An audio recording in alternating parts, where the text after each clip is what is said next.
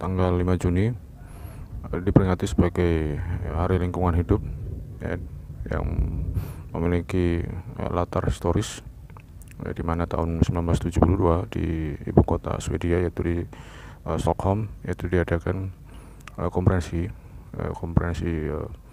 PBB ya tentang lingkungan hidup yang dimulai pada tanggal 5 Juni hingga 16 Juni di tahun 1972, sehingga pada tanggal 5 Juni disepakati sebagai Hari Lingkungan Hidup sedunia.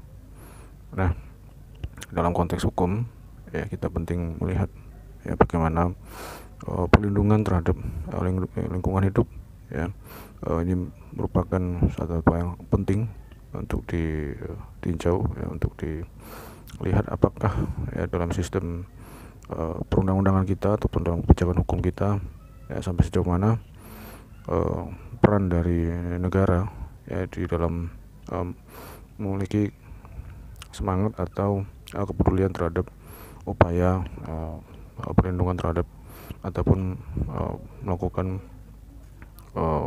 satu kebijakan yang memang benar-benar pro terhadap lingkungan hidup ya. Nah, dalam sisi kebijakan ya bisa kita lihat pada tahun 1988 ya pernah dilakukan gugatan lingkungan ya, di mana dalam masa itu majelis hakim ya dalam pertimbangannya itu melakukan perbandingan hukum ya. Karena apa? Karena itu merupakan gugatan pertama ya terkait dengan kebijakan hukum ya di bidang lingkungan hidup. Nah, perbandingan hukum yang dilakukan oleh majelis hakim itu melihat beberapa konstitusi yang ada di berbagai negara ya, baik itu di Amerika Serikat ya, di Jepang dan juga di Portugal, dengan membandingkan konstitusi yang ada di beberapa negara tadi dengan konstitusi yang ada di Indonesia ya.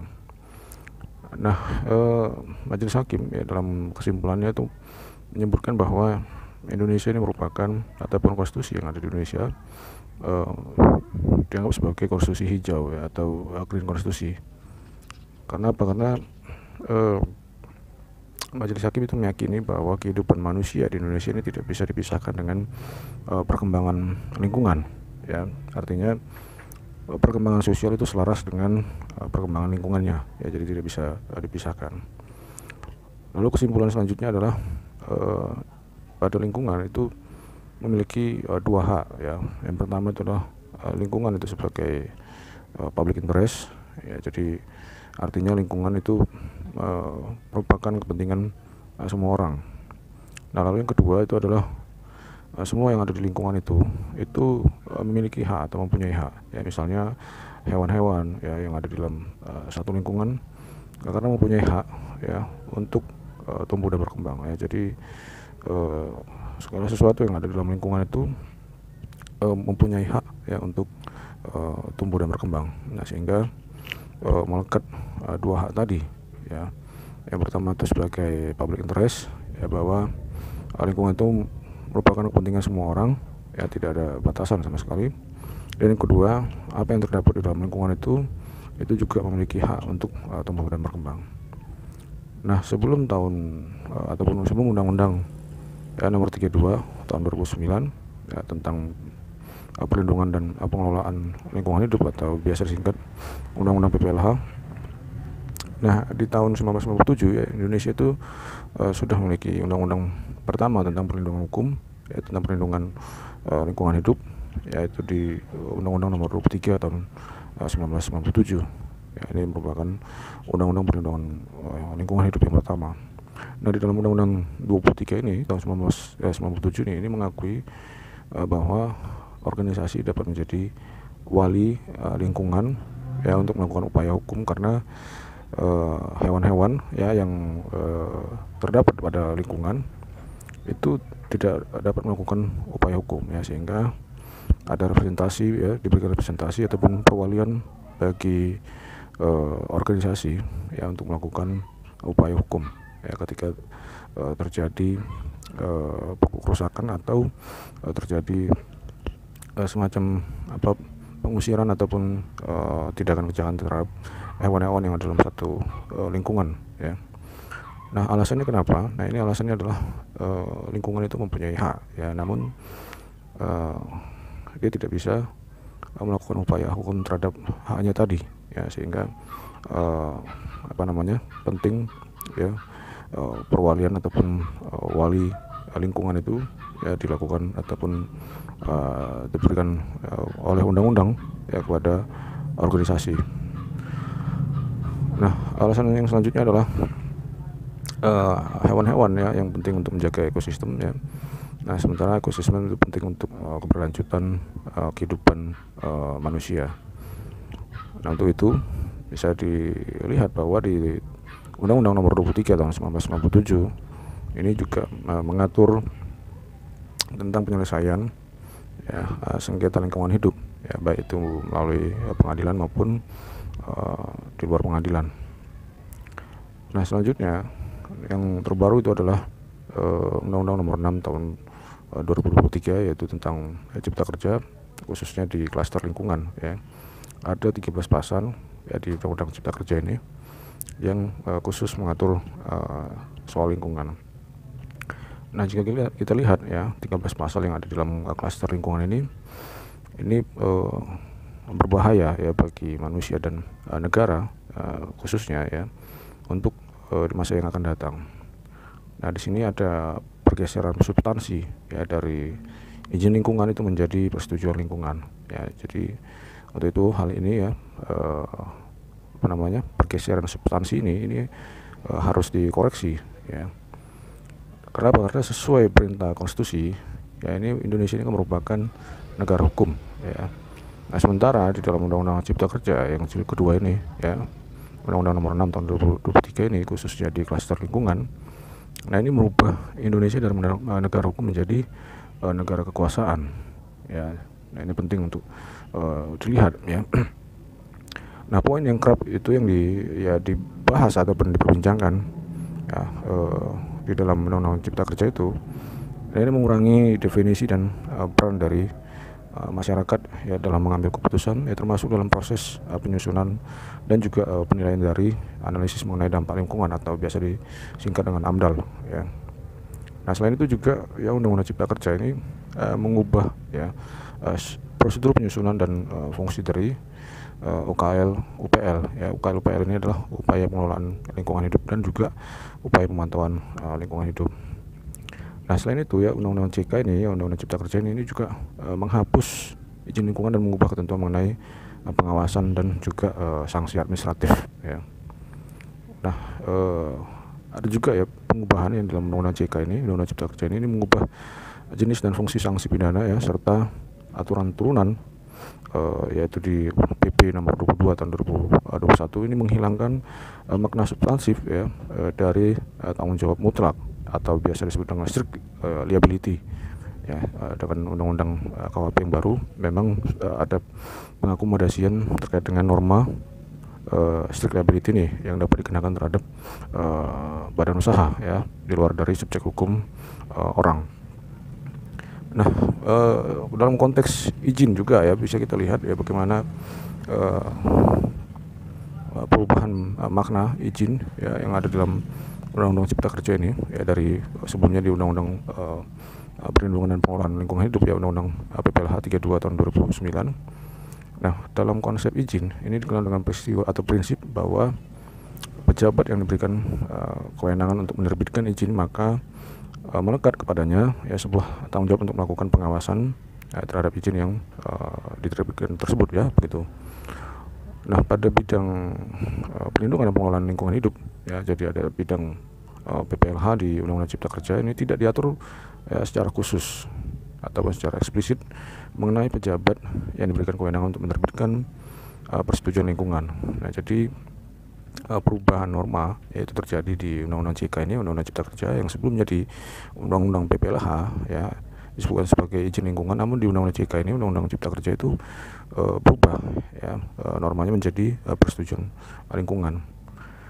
Nah, hal ini justru dapat menghilangkan ya representasi dari tanggung jawab negara ya dalam konteks pengelolaan dan juga perlindungan lingkungan hidup.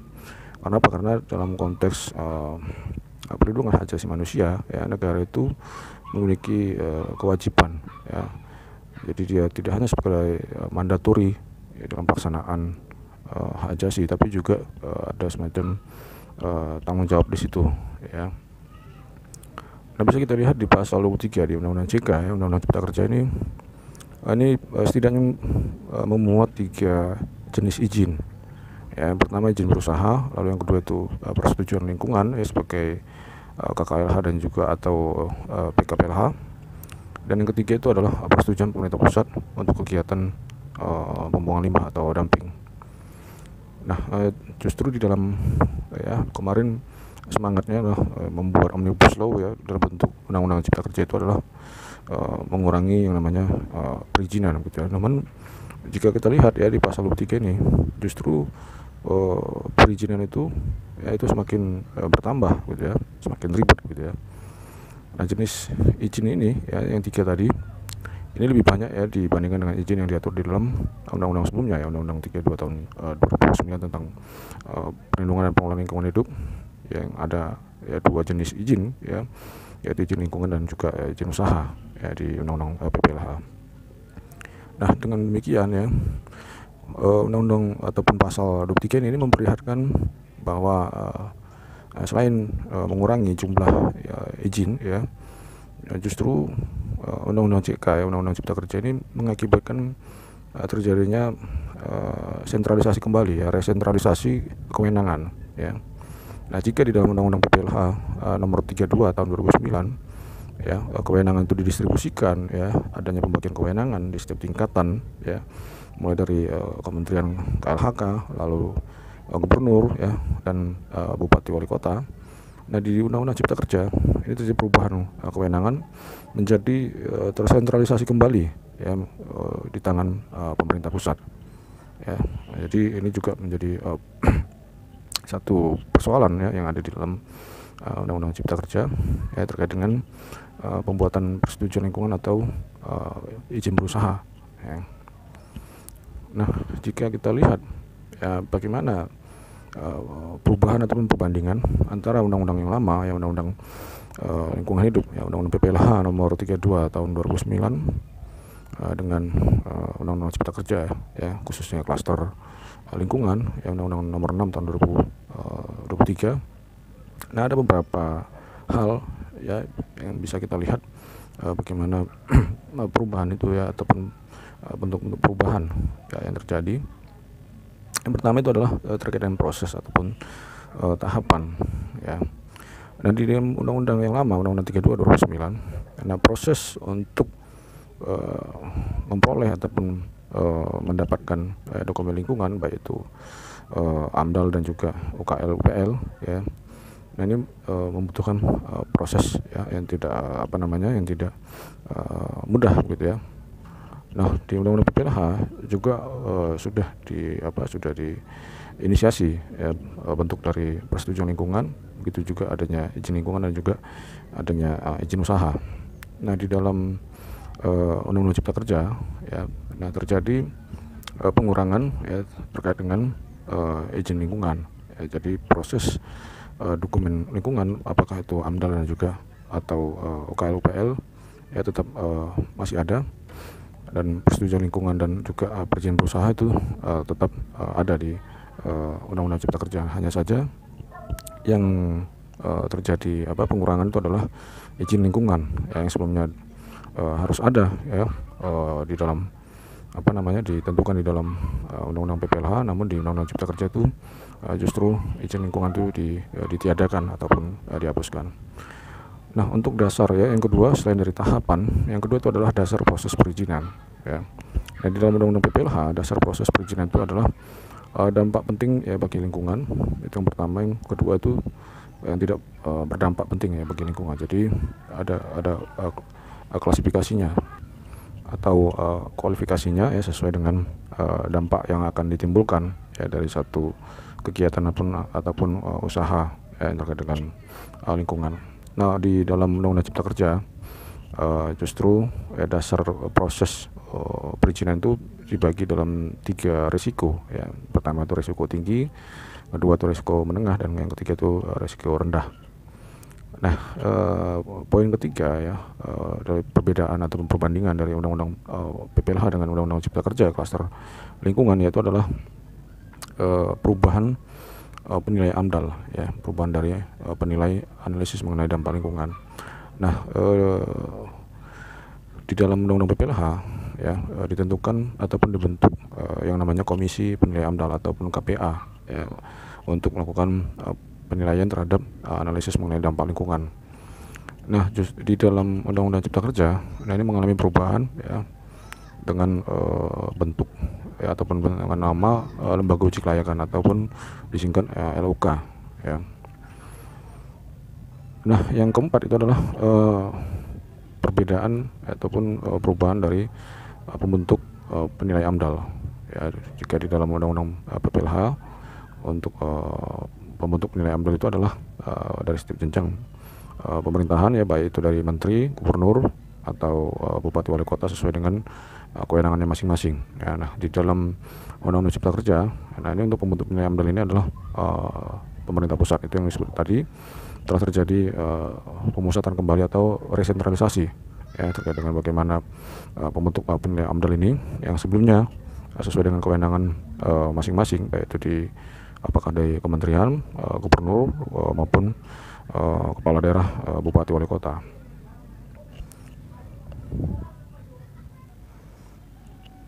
Nah, selanjutnya adalah anggota dari penilai AMDAL ya. Jika di dalam undang-undang yang lama, undang-undang PPLH, undang-undang nomor 32 tahun 2009 ya, jadi anggota penilai AMDAL itu ada yang terdiri dari instansi lingkungan hidup ya, dan juga instansi teknis terkait. Lalu itu ada pakar ya di bidang lingkungan, dan pakar juga yang sesuai dengan jenis kegiatan ataupun usaha, misalnya pertambangan ya. Lalu yang ketiga itu adalah wakil dari masyarakat yang berpotensi terkena dampak ya, dari adanya aktivitas ataupun kegiatan yang berkaitan dengan lingkungan hidup ya, apakah itu pertambangan ya, atau misalnya perkebunan ya. Dan yang keempat itu adalah organisasi lingkungan hidup ya, atau lembaga yang concern ya, yang memiliki perhatian di bidang lingkungan hidup. Nah, di dalam undang-undang Cipta Kerja ya, undang-undang 6 tahun 2023 klaster lingkungan. Nah, lembaga uji kelayakan ini sebagai pengganti dari KPA ya, Komisi Penilai AMDAL ya, seperti yang disebutkan tadi. Nah, lembaga uji kelayakan ini menunjuk tim khusus ya, tim uji kelayakan yang terdiri dari beberapa unsur. Yang pertama itu adalah unsur pemerintah pusat atau unsur pemerintah daerah ya, ada juga pakar ya bersertifikat yang memiliki kompetensi di bidangnya.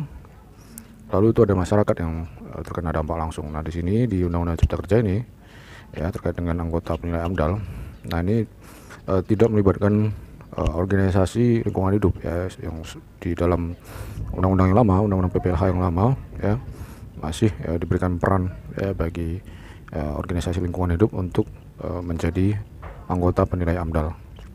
Nah, di Undang-Undang CK ya, Undang-Undang Cipta Kerja, peran itu dihilangkan ya, peran bagi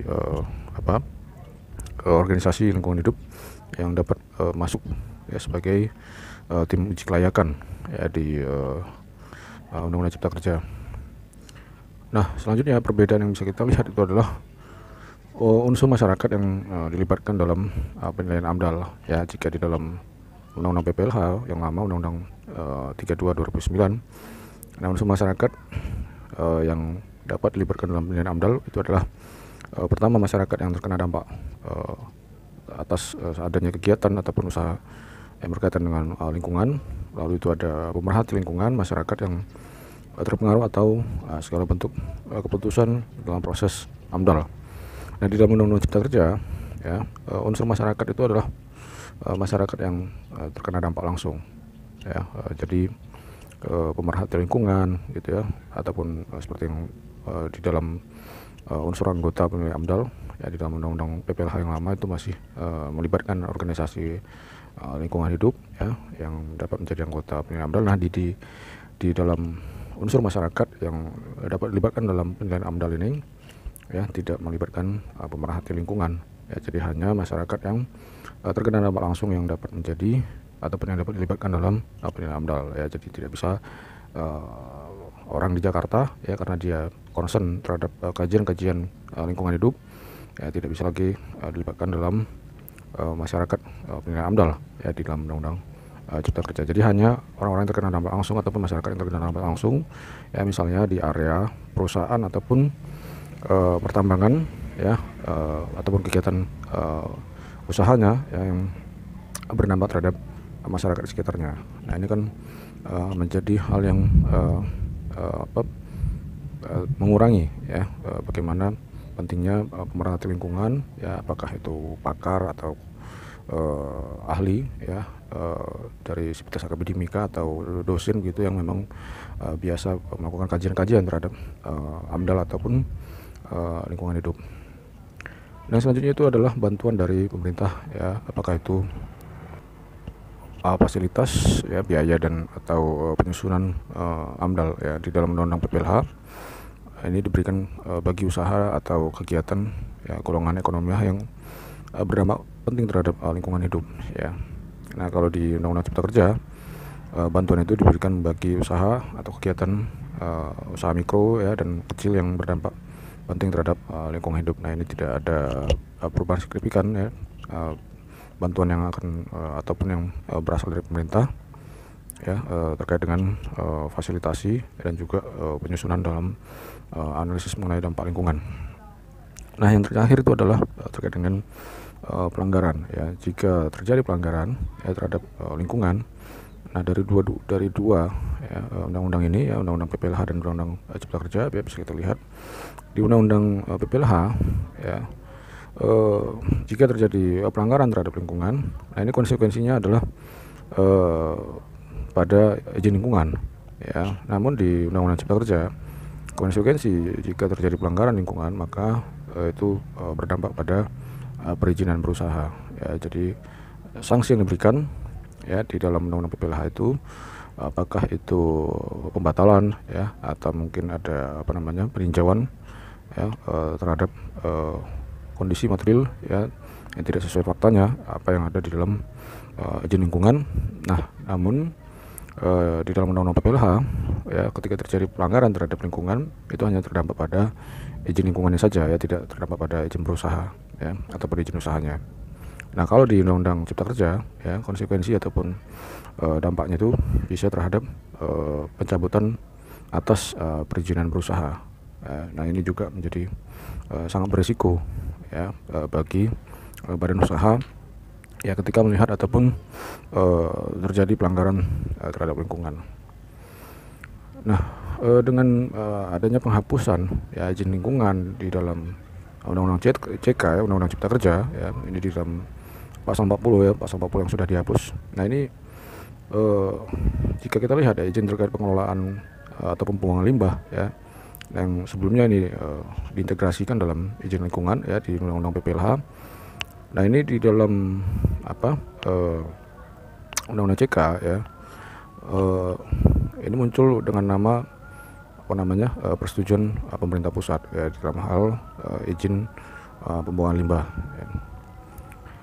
Nah, berbagai upaya yang dilakukan dalam proses ya penyederhanaan ya perizinan dalam undang-undang Cipta Kerja ini diiringi dengan kekhawatiran akan melanggengkan adanya dominasi investasi dan juga mempercepat laju kerusakan terhadap lingkungan ya.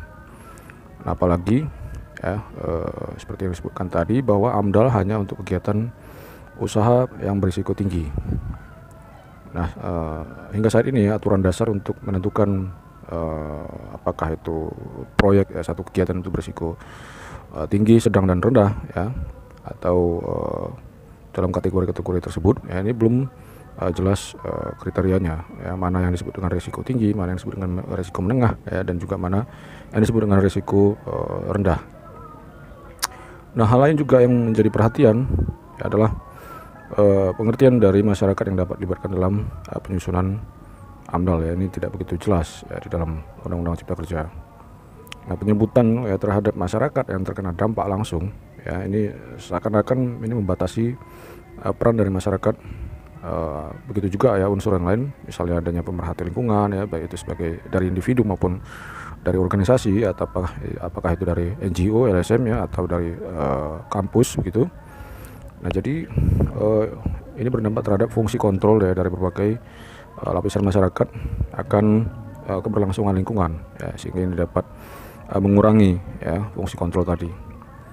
Nah, dengan demikian ya, ini akan menimbulkan kekhawatiran publik ya atas terbatasnya akses untuk mendapatkan informasi dan partisipasi ya di dalam uji kelayakan lingkungan hidup ya. Jadi ini juga menjadi penting ya, bagaimana kita melihat perubahan dua undang-undang ini ya, dari Undang-Undang PPLH ke Cipta Kerja ya, di dalam memberikan ruang bagi peran serta masyarakat ya di dalam hal uji kelayakan lingkungan ya. Nah, penunjukan subjek ya, pemerintah pusat sebagai tadi disebutkan lembaga uji kelayakan atau disingkat LUK ya. Ini bisa dilihat di pasal 24 Undang-Undang CK. Ini merupakan LUK itu sebagai pengganti dari Komisi Penilai AMDAL ya, KPA. Nah, ini berpotensi dapat menimbulkan ketidakpastian hukum ya dalam birokrasi. Nah, di mana kewenangan instansi ini ya, ini berpotensi lebih mudah ya untuk diubah karena hanya diatur dalam level PP ya, peraturan pemerintah.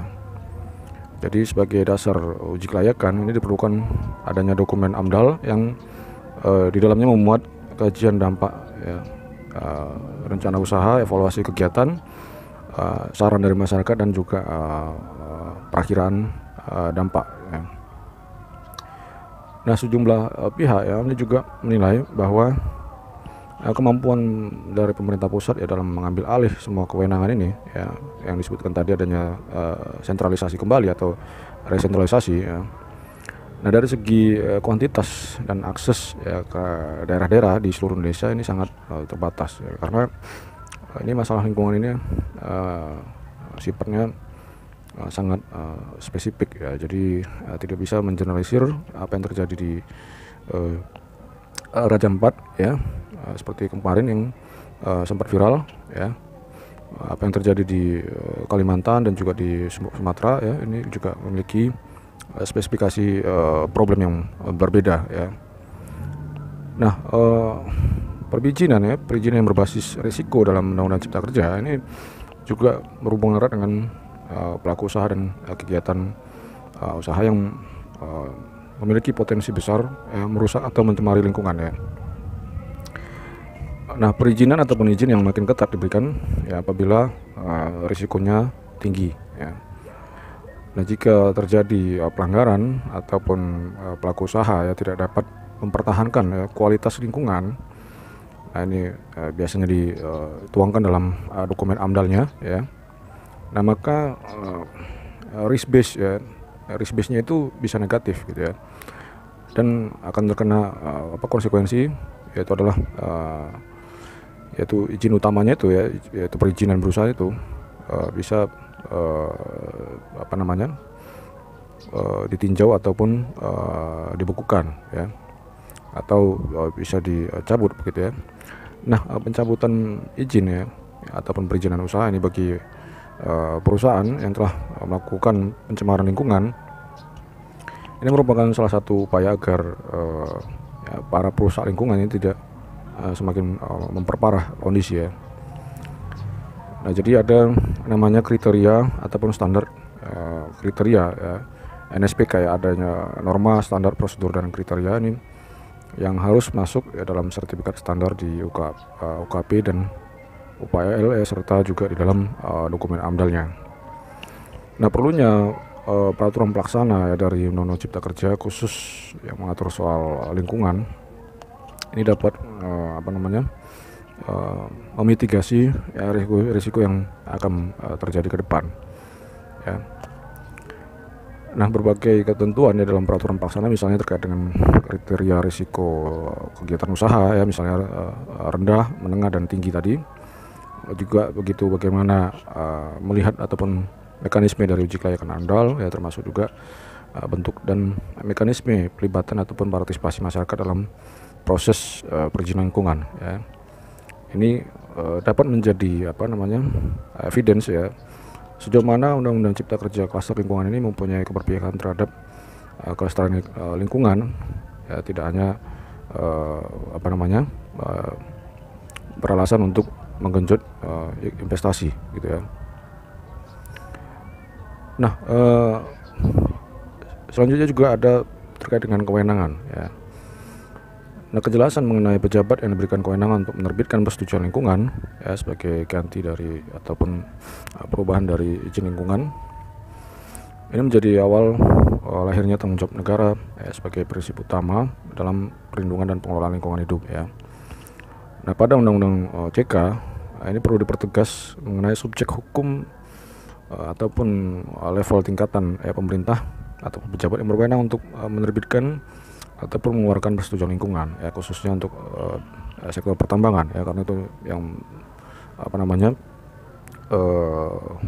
sangat masif, ya, dengan hilirisasi nikel.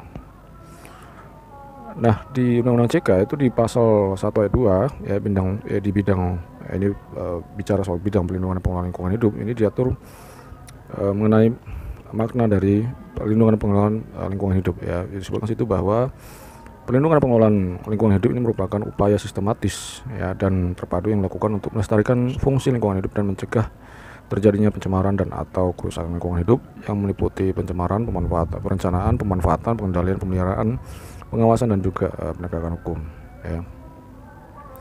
Nah, pemerintah pusat maupun pemerintah daerah ini tidak mempunyai ataupun tidak punya dasar pengawasan untuk mengawasi jalannya pelaksanaan PPLH, ya, perlindungan dan pengelolaan lingkungan hidup, pada kegiatan khususnya kegiatan usaha pertambangan, ya.